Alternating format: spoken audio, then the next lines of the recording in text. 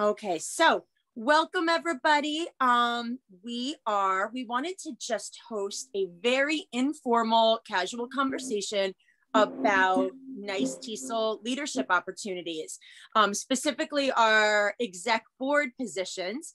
And we wanted to take the opportunity to just talk about what it's like being on the exec board, what responsibilities that entails, but also, why would anyone want to be on an exec board? And how does it work with your career, your professional goals? How can being on an executive board tie in with that? So thank you for being here. I'm going to just quickly introduce the members of the executive board that are here today. Not everyone was able to make it, but thank you for those of you who are here. So I'm Monica Baker. I'm the current president of New York State TESOL, and Ching Ching Lin is our president-elect. So in November, she becomes president of the organization. We have, for our presidency role, it's really like a 3-year term, because you're president-elect for a year, and then you're president for a year, and then you're past president for a year, which is still a voting member of the executive board. So we also have Christine here, who is our VP of membership. We have Shawnna here, who is, I'll just quickly introduce everyone, and then you can all, I'm going to ask questions and you guys can all talk for as long as you want. Shawnna is our VP of finance. Justin is our VP of advocacy. Roshi is our VP of outreach.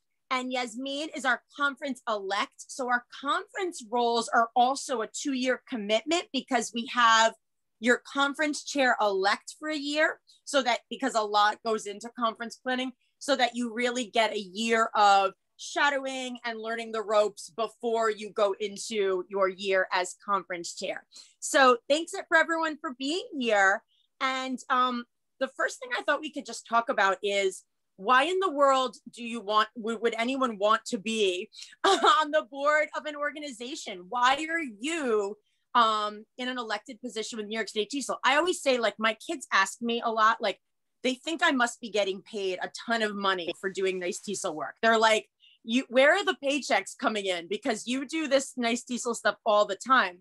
And I try to explain to them, the reason why we take on volunteer responsibilities in our lives. And so for me, being a part of NYS TESOL is about professional commitment to the field of TESOL, and thinking about what I can do beyond the typical classroom environment, because I'm all about advocating for my own students. And I've been doing that for 20 years, working with my own students in front of me.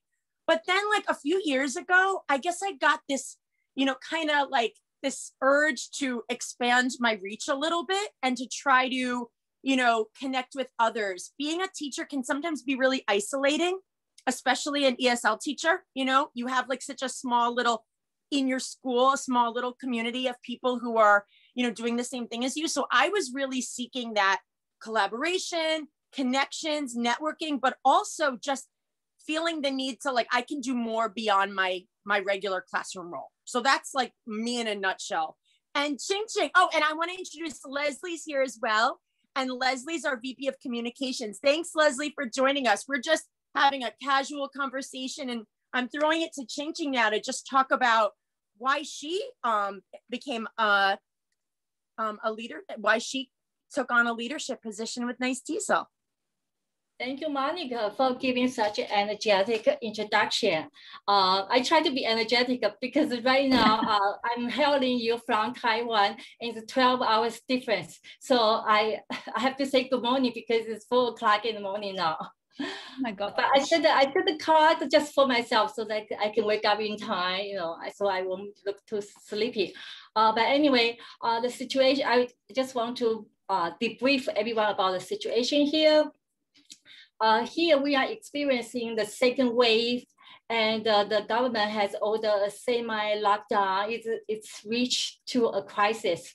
So everyone has become very nervous and anxious. And we just desperate for the vaccine the international relief.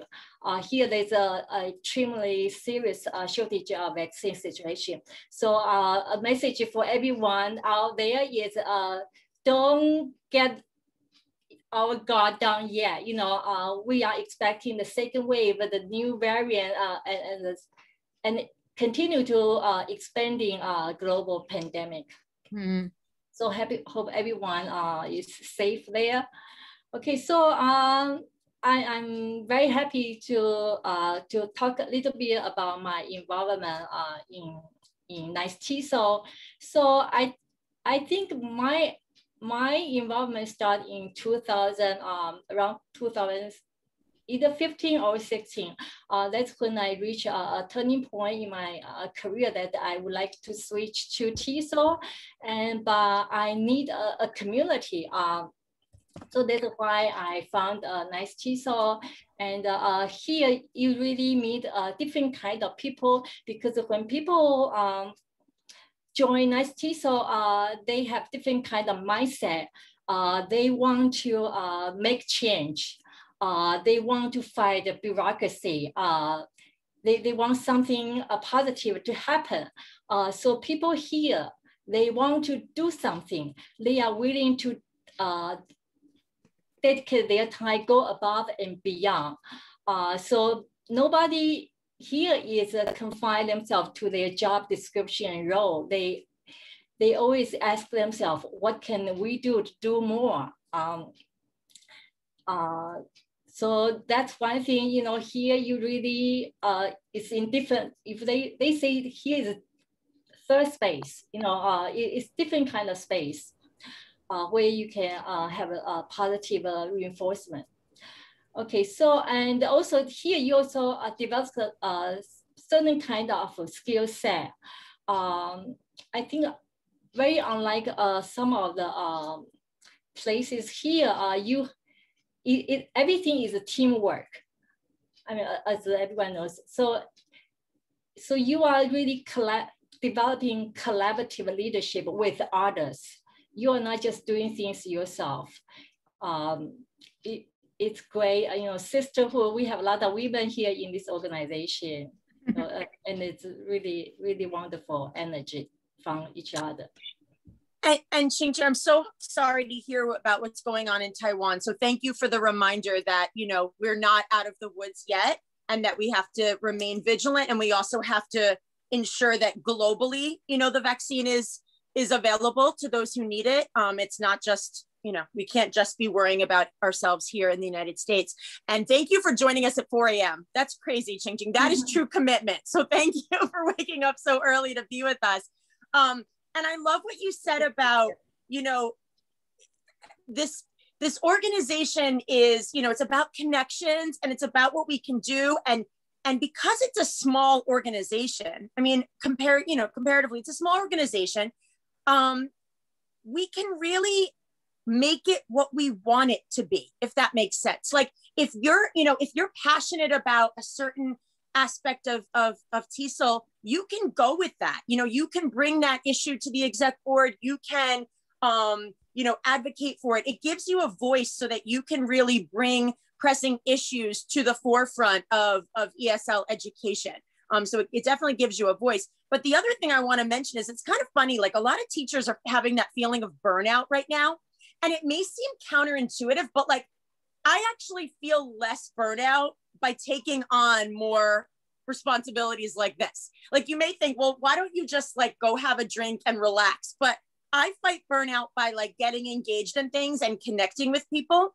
So it's weird. Like you may think that would be counterintuitive, but like, I don't know if any of you feel the same way, that like, because burnout, I think, happens to people who just stay in the confines of their classroom, and don't reach out. So Shawnna just put something in the chat. We're kindred spirits, Mana. You feel the same way? Shawnna, tell us about it. Yeah, the more I have to do, the more energy I feel like I have. When I kind of let myself stay stagnant, I get sort of where things feel like a chore, where right now it's like, okay, I'm doing it, I'm enjoying what I'm doing. So yeah, I could tell a little bit about why I got involved in NYS TESOL. So A couple things really started with COVID, when the world felt like it was shutting down and teachers didn't know what to do. And I thought, what can I do? You know what? I can maybe lead some workshops on how to teach online, because it wasn't familiar to a lot of people. And I had some training with that. So I reached out to Laura Becker, the president, past president, and she immediately got me involved. And from then I connected with my local Buffalo Rochester regional group. So I started leading some regional meetings and some workshops. And from then I was just kind of sucked in or recruited, whatever you want to call it. So I became VP of Finance this year. Some of the reasons why I feel like, NYS TESOL, what it really brings to me is, for one, learning. I mean, there are so many opportunities in different types. I mean, I do professional development. That's my job, but it's, for NYS TESOL, you could be having, a casual conversation with Stephen Krashen one day, and the next week be engaged in this like hands-on workshop for a tech tool. So it's really different. So there's so many different opportunities for that. And then another thing is advocacy. We can advocate in ways where there's strength in numbers. So I feel like, working with people from all across the state, we can really get some things done where we may not be able to do in our own settings, but when we come together, we can really do that. And then, I think the other thing is networking. I mean, I feel like I have friends now from all across the state. So friends and colleagues, you get to work with people. And, for networking, it's just a fabulous organization for that. So. Thank you, Shawn. Yeah, and NYS TESOL, like I said, it's really what you make of it. Like anything, I mean, you could take on a leadership position and do nothing, or you can really say, okay, I want to bring these new ideas, to the table. I want to make connections. I want to collaborate with people. And that's really what we're looking for. Just people who are dedicated to the field and have energy and want to make change. We're here ultimately we're here because of the students. And also I think because we see flaws in the system. We don't think the field of ESL is perfect. We think there is room for change, and you can't always make that change by just like sitting in your own classroom. So you can affect more change when you find like-minded people and collaborate and talk about it. So let's see, Justin, okay. Justin, can I put you on this? Can I put you on the spot to talk about advocacy? Okay, so like they mentioned, the VP of Advocacy, Shawnna mentioned, advocacy is an important part of what we do generally, but that's specifically what the committee, I guess, is that we're responsible for. We put on some webinars that you may have seen because you're members. So, but to me, why I joined and the value I get from it, I'm not in the classroom these days. I haven't been for a little while. I am doing scholarship on language teaching. And, as much as I enjoy talking, I don't think people necessarily, some people pay attention to what I say, but ultimately I need to have some influence, that's connected to parts of the field. So as Monica was talking about the ELT, TESOL, whatever acronym you want to use, field, we need to make substantive change in the field, right? Not just because of the pandemic, because yeah, that's a big thing, but that's not just our field. But it's exacerbated things that were already in place. And there are fundamental things to the system, expectations and assumptions that need to be challenged. And so that's what I wanted to do. And, I think the role that I have now is one where I'm sort of beginning to be able to do that. And we'll see what happens in the future years. So. Thank you. And Justin is very humble, but he's like doing a lot of really important work right now on the topic of race in ELT, in the field of ELT. So I take it upon myself to like spread his name around and talk about the work he does with any group of people, any captive audience I have. So And I think, you know, that's also not that you want to be on, hold on, Jasmine, I'm going to mute you for 1 second because I heard background noise. I'll get to you in 1 sec, Jasmine, hang on. Not that we, you know, you shouldn't join a board just for self-serving reasons, but being on a board can help you with your career. You know, let's be honest, like it's something to put on your resume. It is something to, you know, to make those connections, to network. If you're looking for new job opportunities, if you're looking to receive tenure, if you're looking to get published. I mean, those are all opportunities that NYS TESOL, being on the NYS TESOL board can help you with. So it's definitely like, I've made so many connections with, you know, not only the people in this Zoom call right now, but, you know, people in the field of ESL all over the world. You know, I have Facebook friends now in, you know, Saudi Arabia through related to ESL. I mean, it's just amazing how you can have all these, you know, connections just because once you're like with an organization, suddenly, you know, people want to connect with you and talk and share. And it also, you know, if you're interested in, then we're an affiliate of TESOL International, you know, so TESOL International is the umbrella kind of organization, and then they have affiliates all over the world. So, you know, we're the New York affiliate, but if you're interested in making those international connections, being on the NYS TESOL board is also a bridge to being connected to TESOL International and potentially taking on roles there as well.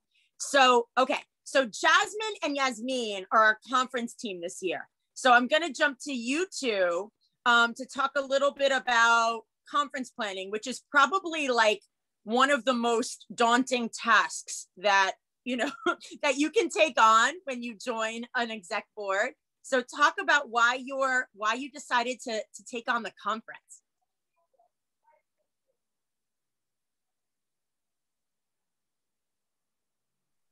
So I guess it fell sort of in my lap because Ching Ching was advocating for it and other people, and they said you should go and you should, you know, you have all of this not-for-profit experience, but it's not in the TESOL field, but you have this experience. I mean, I was the president and an assistant governor for New York State for Rotary. So I completely understood what a commitment like this would mean. What I didn't realize is how much it would contribute to a greater depth of my perception to the professional field in and by itself. So this isn't just about the organizational structure, which I have to tell you, they're very similar. Rotary, New York State TESOL, it's, you know, they have different names, but the structural issues and the challenges are very much similar.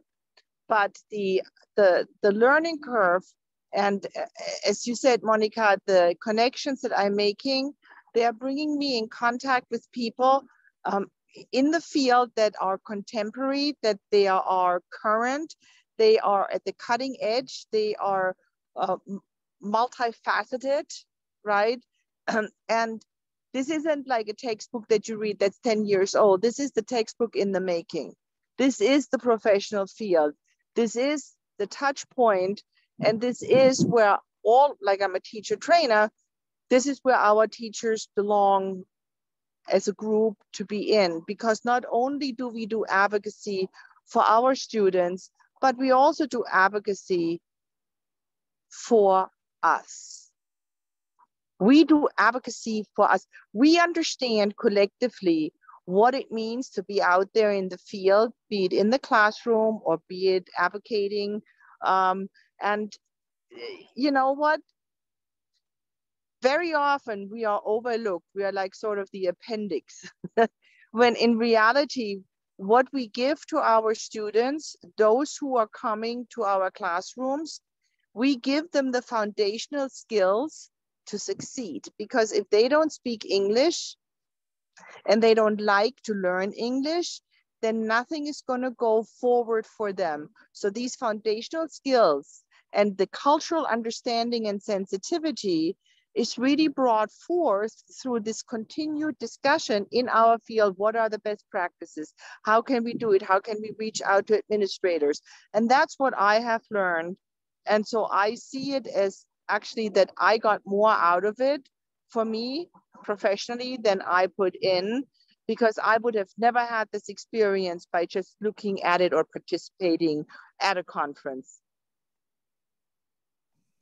Thank you, Jasmin. And I will say that over the years since I've been with New York State TESOL, I feel like I'm gonna like be a little selfish here. I feel like this board right now is the most fantastic board. Like I feel like we are such a, you know, dynamic group of people, but I feel like we're able to really problem solve collaboratively, you know, and that's not always the case. You know, I think we're all able to tackle difficult issues, have frank conversations, bring things to the table that, you know, we don't always agree on everything, but I feel like, and anyone just correct me if I'm wrong, but I just feel like, you know, we were able to, you know, make our voices heard. We're all respectful, but we also, you know, can joke around. We have fun. We, you know, and it's just, that's not something that unfortunately we can always get in our work environment. Whereas here, I think Monica, we all have that mutual respect. Monica, it all comes from the leadership. I have to say, I really enjoy working under your guidance, because you still do the guidance. Same. But the appreciation and the kindness and your ability to take various strands of different thought processes and personal traits, and then make them a strength instead of a liability, is really unmatched in anyone who I ever saw as function as a leader, because you do it with a great kindness and a real love for the organization. And I think it really shows, because that is what brings out the best within us. I really do think that, you know, there's no resistance when you ask me anything, because I never feel that I'm being scolded.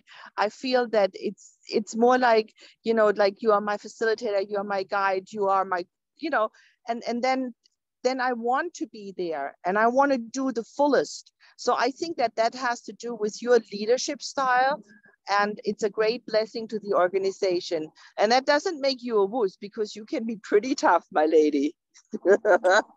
Thank you, Jasmin. I just think that, you know, I think that we all just want to be respected, and none of us, we're all professionals, you know, we all know what we have to do and we all can do it. And I don't believe in really micromanaging. I just think that, you know, we all know what we need to do. Let's collaborate, let's do it.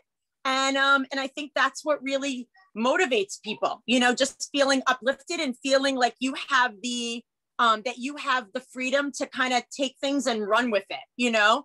And so that also is something that we don't always get in our work environments. You know, we've all had bad leadership. We've all had like micromanagers or ineffective administrators. You know, we've all been there. So this is like a place where we don't want any of that. We want just, you know, collaboration and mutual respect and great conversation. So thank you. Now, Yasmeen, you're conference chair elect. So you are kind of going through the lead up to your conference. Can you talk about why you took on that role? Okay. I guess I'll kind of start with, I wanted to talk a little bit to what you said about burnout before. And I think part of burnout is when you get stuck in just kind of like a rotating routine of things that maybe they fit your interests somewhat, but maybe you feel like you would like to expand, right? And so then you could feel like kind of in this bubble, and you can feel like a sense of burnout, right? From being in the bubble sometimes. And so, you know, part of me wanting to do more in TESOL and to really participate in TESOL, I mean, not just talking about being part of the board, but just participating more in TESOL, was because I didn't feel as though at my job, the staff has similar interests. Like, for example, I mean, not that anything's wrong with that. Some people, you know, they really enjoy teaching. I happen to enjoy research. I happen to, you know, enjoy networking and all of the PD in the world. So for me, that was part of the reason that I wanted to get more involved with the NYS TESOL. And as far as becoming a board member, I just really enjoyed the first 10 years of my working life were actually in media. And so I would help put together events for this thing doesn't exist anymore. The NBC Experience Store now is FAO Schwartz, but put together events I used to work for Essence Magazine and helped to put together events there. And so it's always been something that I've enjoyed doing. And I just wanted to kind of combine, my love of my new profession with the skill set that I had before. And hopefully I'll be able to marry those two in a way that will be able to serve the TESOL community well. Thank you. And I worked in media too. So it's a weird, random thing we have in common. So, but I think we bring that, like, when I hear people say like, that they work in the ESL field, it means so many different things. I mean, there are community tutors. There are college professors. There are administrators who are part of New York State TESOL. There are preschool teachers. There are people running, programs out of libraries. There are so many, either people who are teaching internationally, people teaching online, people teaching teachers, teaching future teachers. So there are so many different demographics of people who are part of this organization. And that's another thing, like, to be on the NYS TESOL executive board, you don't need to fit into a certain mold. You just need to be invested in the organization. So like, like some of us have just already said, like some of us are in doctoral programs, some of us have doctorates, some of us are in the K-12 world, some of us are professors, some of us have no interest in being professors, so we're all over the place. And we don't need, and that's what makes it kind of fun. And, being able to bounce these ideas off people. Like, just yesterday, Shawnna was talking about an issue that really affects, our secondary students. And I primarily work with younger kids. So I was like, oh, I really hadn't thought about testing accommodations, for the, for the secondary tests, the SATs and that whatnot. So, we're constantly bringing things to the table that are new ideas, different ideas, but still that affect English language learners, affect multilingual learners. I'm trying to not say English language learners as much. I'm trying to say our multilingual students. I'm trying to make that shift, but it's hard. It's that habit. Christine is our VP membership. Christine, do you mind going next and talking a little bit about why you're on the board? My pleasure. My pleasure. I do want to start off by saying also, I too am a strong advocate of multilingual learning. I remember being 6 years old and sitting at a table at my friend's house, and they were from Uruguay. And I said, this food is delicious. I've never eaten this. These people are so nice. I don't know what they're saying. I'm going to learn that language one day. And as a 6-year-old, to intrinsically feel that way and to now make that my career as a language teacher, I have been a high school Spanish teacher. I did learn the language, by the way. I have been a high school Spanish teacher for about 6 years. And for about the past maybe 17 years, I've been an ESL ENL teacher.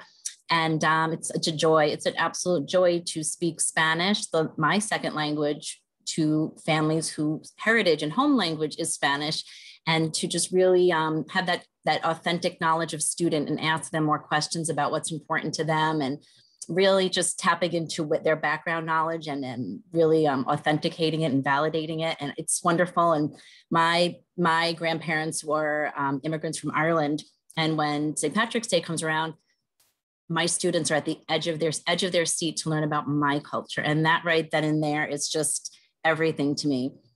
I am exhausted right now. I was bubbling NYSSLAT papers all day. And as the NYSSLAT exam is designed, just as eyeballing it, this is not empirical data, but it's really designed for maybe 8 children in a building. In my building, we give it to normally pre-COVID would be maybe about 375 students in a building of 800 students.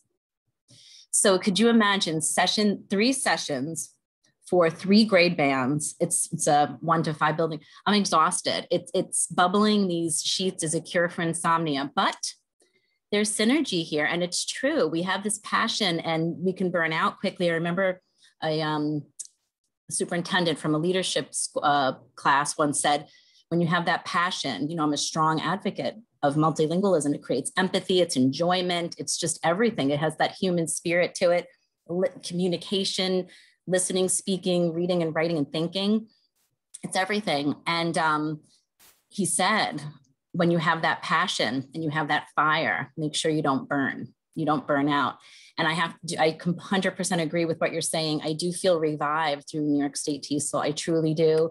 And as the Vice President of Membership, going to events, I can't even explain and put into words the people I've reconnected with, and just really spreading that joy. And when people come to, when we have a table set up at an event, because that's something that our committee, our membership committee does, and we delegate. Again, I 100%, I appreciate your leadership, Monica, so much. We spread out responsibilities, we delegate, we share where everyone has a piece in it, and we trust professionals to do their part.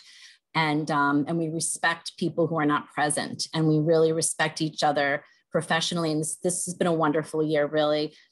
Like I said, I was bubbling sheets all day, and I flew out of the parking lot to come home to make sure I was on Zoom. And it's a joy. I looked forward to opening up my Zoom meeting and seeing you all. So yeah, there's so much synergy, and it just keeps the momentum going. So I'm not going to burn out. I too am an elementary ENL teacher. I also teach adults ESL at Suffolk Community College. And I'm in a doctoral program.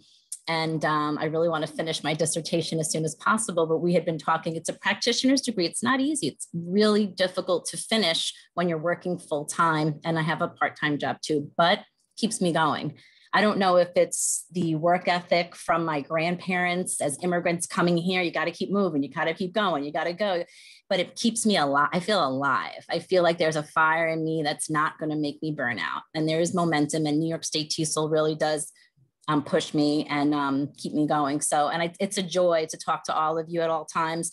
The connections made, there's more power in numbers, in articulating scholarly research and really documenting our reasons for being and our reasons for teaching and our methods, and advocating for our students and their families is everything. And when we do that together, people hear us.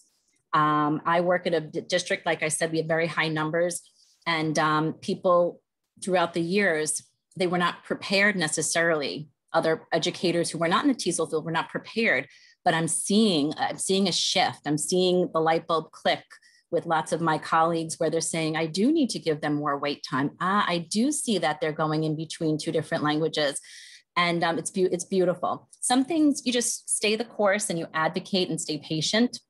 And again, respect. If you want to be respected, you must be respecting other people as well.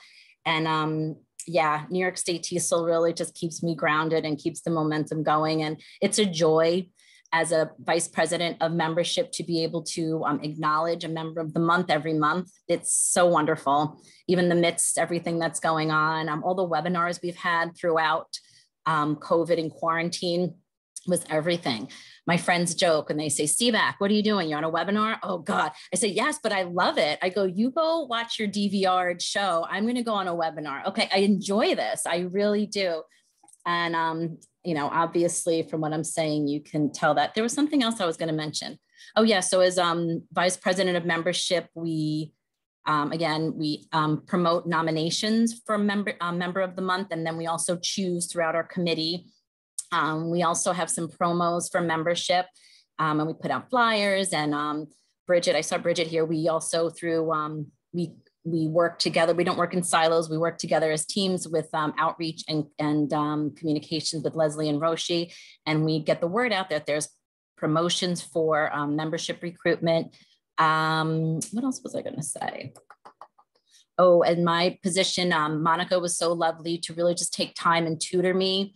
As the president, she tutored me as the vice president of membership to have a good knowledge base of our membership database. And that's been everything where I don't have to say, hi, can you look this up for me? So it's been very, just a really good experience having knowledge of the membership database. And yeah, and reaching out, and through that, reaching out through everybody, with everybody throughout New York State has been an absolute, it's really a joy. It really is. And it's the momentum, the synergy, everything. I can't say enough. Any questions? No, I'm just kidding. Thank you, Christine. And I will say that, like, you know, it's not like, I think none of us know, it's when you take on a role with NYS TESOL, it's not like someone hands you I mean, we have, you know, we have responsibilities, we have a job description, but it's not really like that. It's more like you take on a role and then you figure out how you want to mesh your own interests with that role. Do you know what I mean? So like, for example, you know, Shawnna's our VP Finance. I'm just going to use her as an example. And she was like, you know, she does her finance role, but she was like thinking outside the box with fundraising. And she's organized with Ching Ching's help this fabulous shop, a NYS TESOL shop. So if you haven't checked it out yet, now go to nystesol.org and check out our NYS TESOL like merch shop, which is really cool because, you know, that was just an idea that, you know, now is a reality. So we can just make things happen. And I think that just feels good that it's not, NYS TESOL is not an organization where you just like take on the role and, you know, and you come up with ideas, but then no one acts on it. Like you're empowered to be able to act on things. Ching Ching found this amazing opportunity that we to submit a proposal to write about leadership for a chapter for a book. And we just got our proposal accepted. So that's a project that we're going to collaborate on as EB members. We're going to collaborate on that to talk about leadership of NYS TESOL and what it's like to collaborate in our roles as women, as leaders, you know, and just like, that's an exciting opportunity that she saw, brought to us, and we all, you know, collaborated to get that going. So that's the kind of thing where I guess I'm trying to say it's not a black and white cookie cutter, like, here's what you do, go through a checklist and do it. It's about being creative, thinking outside the box, and bringing new opportunities to the organization and to our members. Roshi's here. Roshi, oh, go ahead, Ching Ching. I'm sorry. Go ahead. I just want to add one thing that Monica has brought to the EB, the organization that I greatly admire. She makes sure that we don't just teach to the choir. Usually, you know, we work with TESOL. Usually TESOL teachers, they are passionate about their student. You know, they want to speak up for their student. She also wants to make sure that we advocate to the broader community. So one thing that she, under her leadership, we have done is extending our leadership and to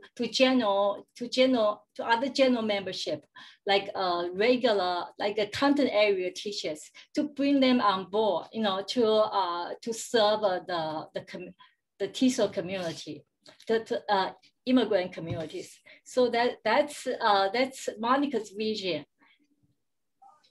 We're so close to 3,000 members. I really want to push us over. We're so close to 3,000.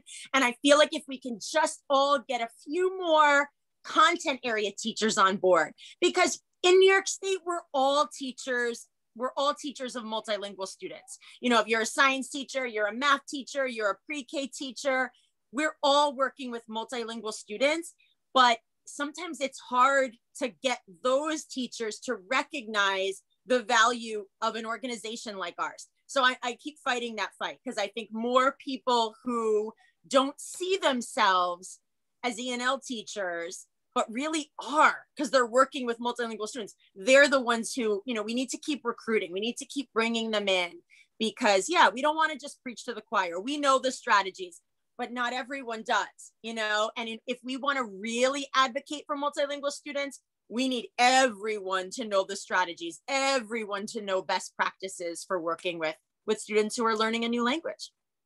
So we're going to keep pushing. I really want to get past 3,000. So spread the word. We gotta reach 3,000. So Roshi, speaking of outreach, Roshi is our Vice President of Outreach this year. How are you, Roshi? Good, thank you, Monica. It's wonderful seeing everyone. Thank you so much. Can you talk a little bit about, you know, your role, what outreach for the organization means, and you know, what your role is kind of a unique role. Every organization doesn't have a VP outreach. So can you talk a little bit about that and why you took that on?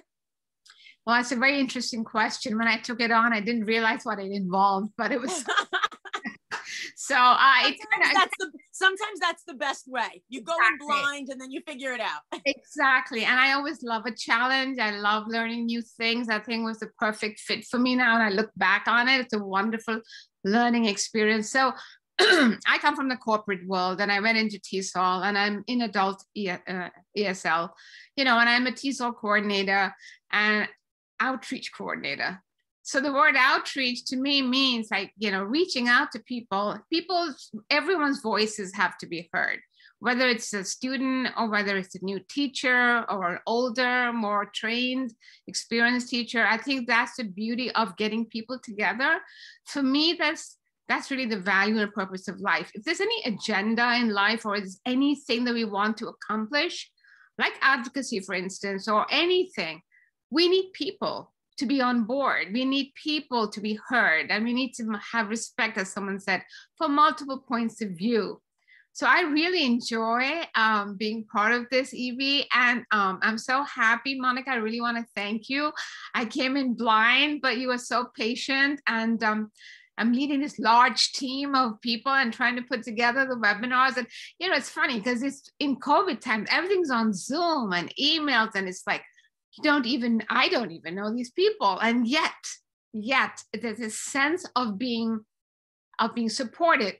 I felt very supported, and by Ching Ching, by you and Laura and Lesley and Christine. Christine, of course, I met in person before all this happened, but it's just wonderful to me that you can be in a place in our field and you can make a difference when you least expect it.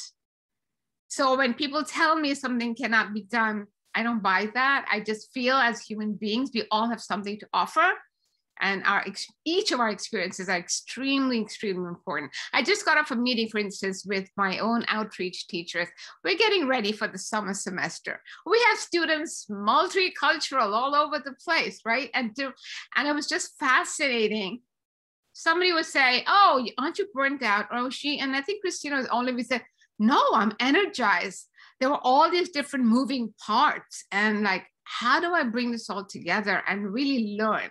And I really enjoyed that meeting, and I'm happy. I'm looking forward to being ready for 4 o'clock. And I was calling a couple of people, "Come on for the social hour. Come on, get on board." And and then they go like, "There goes Roshi again." Okay. So yeah, I love it. Thank you so much, all of you. It's my honor and privilege. I've been a member of NYS TESOL for many years, but now being on the EB has totally expanded my horizon. And I'm learning so much from all of you. Thank you. Yeah, and sometimes we don't think of ourselves, like sometimes we think that a leadership position sounds like something that's for other people, not for us. You know, we're always hard on ourselves. We don't envision ourselves, you know, taking on a leadership role. But if anyone watching this is thinking like, "Oh, I can't do that." Yes, you can.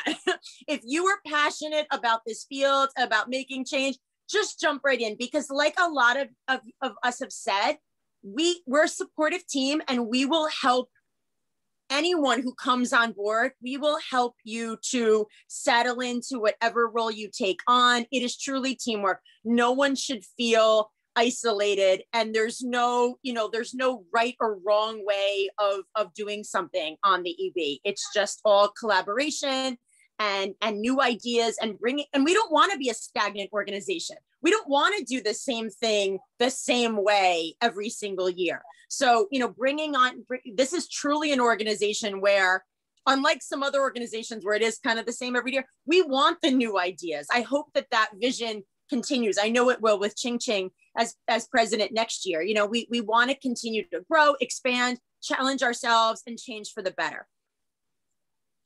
So Lesley, VP of Communications, last but not least, can you tell us about your role in the organization and why you took that on?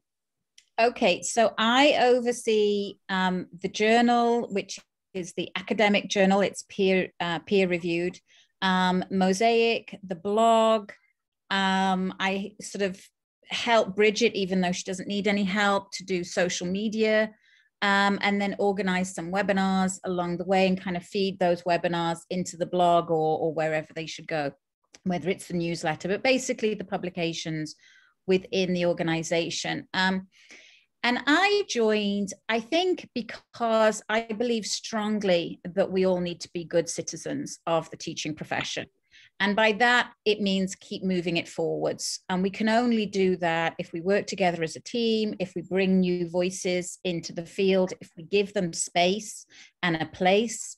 Then it won't just be the, you know, how it always was when, I mean, I've been teaching for over 30 years. So I started when I was 3. But, you know, it was always middle class white men telling me what to do. And yet the whole field was practically female and, you know, much younger. So I really, actually, that was the start of my advocating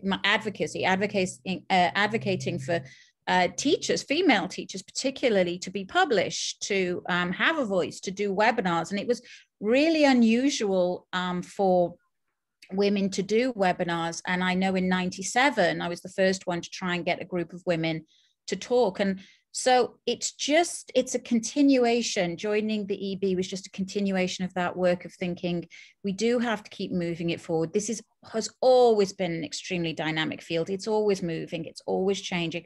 There's always new ideas. And whether you want to keep up with those ideas or not, or forge your own path, it's all equal, it's all even. But I think, you know, at a certain point in your career, you probably want to give back. You probably want to contribute and help those people, mentor them. You know, I feel like that, and I certainly feel like I'm getting older, and I do want to see the new teachers coming into the field having a maybe easier time of it than, say, myself, but also just having a space and place. And as I've said, I think, you know, our field has come so far within even the last 10 years. It's amazing and it's a wonderful thing. And I think it is places like New York State TESOL that foster that, because there's such a dynamism with webinars and online blogs and things. We don't have to go through this, oh, the newsletter's being published every 6 months and who's writing for it. You know, we can put things out really, really quickly, have ideas, collaborate. And, you know, the ideation within our group has been a real inspiration to me too. So I think, you know, I'm talking about giving back, but I've got an awful lot as well. Thank you so much, Lesley. I do want to give a few minutes to any of our participants today, any of the attendees. Are there any questions? Feel free to ask us anything, because, you know, I said that when in the promo for this event. I said, ask us anything. You know, so no, you don't get paid. Are there perks? Well, you know what? When COVID isn't going on, for me, my favorite perks are the in-person events. I really am an in-person kind of girl, and which is, you know, terribly disappointing to be the president during a year when everything is online. But I'm hopeful we're moving forward. I'm hopeful that we will get there and be able to have more in-person events. It really was a few weeks ago, the conference team, Ching Ching and Yasmeen and Jasmin and I met at the conference venue and had lunch. And it was so exciting to connect with people in person. So I'm really hopeful that, you know, we'll get there. And we are planning a hybrid conference for November. So anyone who's joining us, be sure to put that on your calendar for November 4th, 5th, and 6th. 4th will be our virtual day. 5th and 6th at the Sonesta Hotel in White Plains. So we are very hopeful and looking forward to that and to connecting in person. Does anyone have any questions for us? You can unmute, you can shout it out, you can put them in the chat. Any questions or anything else that anyone wants to say? Hey, Monica. Hi, everyone. Hi. So excited. I'm Olga De Jesus, and I am an associate professor at Touro College and also the chair of TESOL and bilingual programs there at Touro. So I'm delighted to be reconnecting to the field. I've been in the field of education for over 20-something years. I won't say because then I will age myself. In various capacities, started as many of you in the class of classroom teacher, and then moved on to higher ed, worked for State Department of Education for a little bit, and then decided to come back to higher ed, my growing roots, and just turnkeying, you know, the skill and the love and the passion of the field in producing quality teachers to our P to 12 students. So I am also very delighted to be here and quite committed, as many of you are, and it's enlightening to hear that we don't burn out, that in spite of the multiple hats that we wear and the many things we do behind the scenes, it's for the passion and the love that we share about multilingual and the value that we give it. And so I thank you for the efforts that you all do. As I was listening in, Monica, you talked about wanting to reach that number goal of members and enticing content teachers that sometimes don't see themselves as multilingual educators. And we know that that's a fallacy, because America and the melting pot of the world and all around the world is now considered a multilingual world, right, that we live in.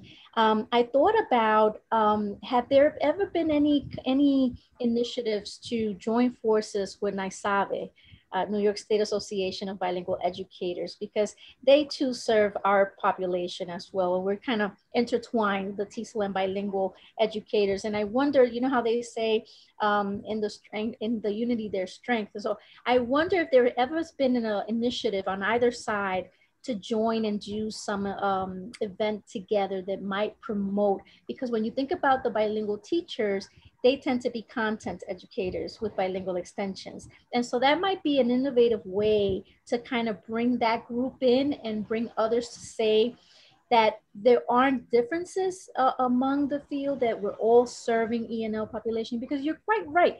When we think about TESOL, we think about this educator in a closet or in a corner or in some kind of wing in a little room, because they're service providers of English language skills and they don't really see them as full homeroom teachers. And so it's always been that idea of what exactly, oh yeah, the ESL teacher teaching, you know, X number of kids in that little corner or that extra room, and they don't see as members and valuable members of the broader community and in the student population that we do share. I'll even throw in the leadership association, you know, our superintendents, our, you know, school building leaders and their organization, and having them see themselves as part of this growing piece of the puzzle, that, you know, sometimes they see themselves as, oh, we're just the administrators, and then they have all the other teachers, and then teachers are subdivided by field. And so they don't see themselves in that connection, that, you know, you too are impacted by the multilingual world, and you yourself are facilitating in a multilingual world and administrating and overseeing good schools in that facet. So I think that there's a lot of room for conversation, and it's an exciting time.